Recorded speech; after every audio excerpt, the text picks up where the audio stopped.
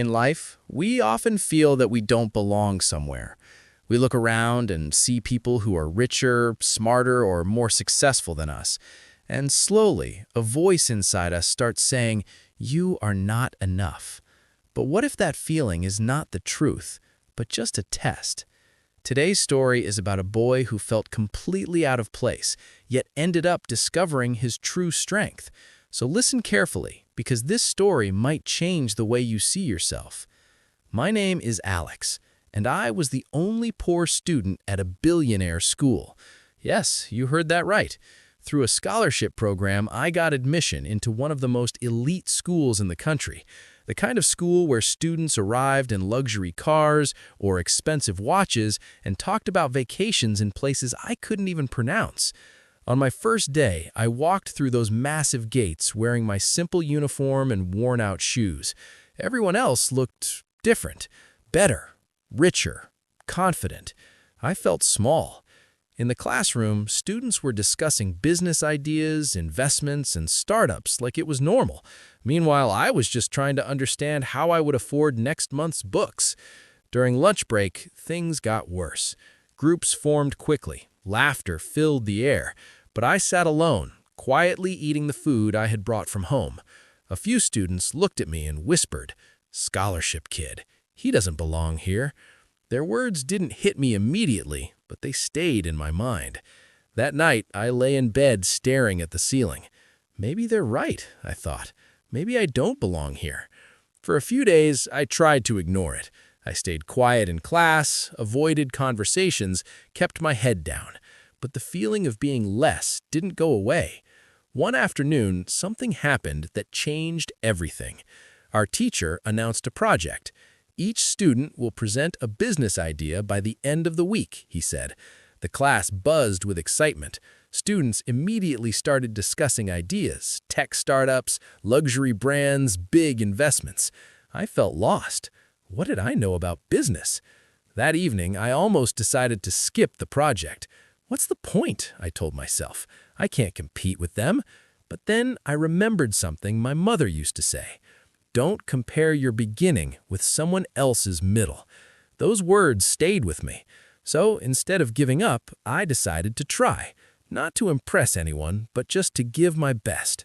I thought about my life, my struggles, the problems I had seen growing up, and suddenly an idea came to me. A simple one. A low-cost repair service for small electronics, something affordable for people who couldn't buy expensive replacements.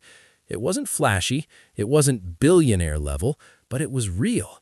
For the next few days, I worked harder than ever.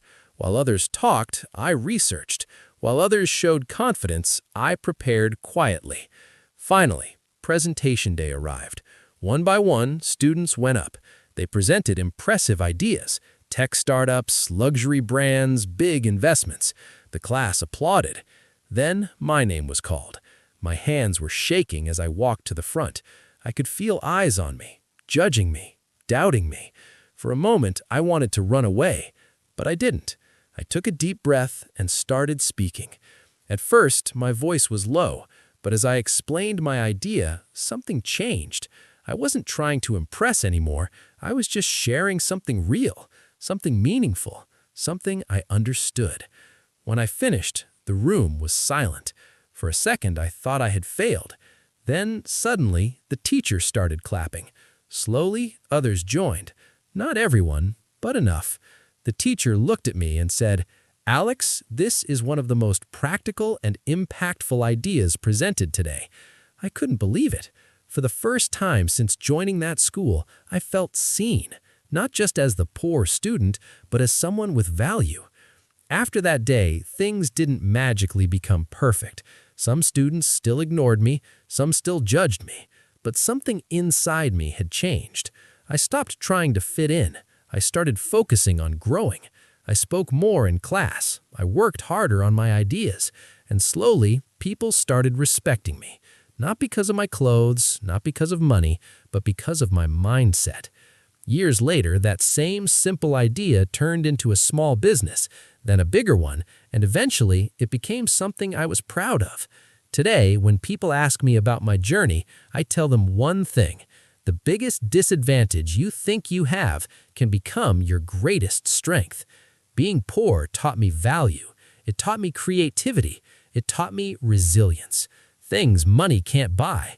So if you ever feel like you don't belong, remember this: you don't need to be like everyone else to succeed.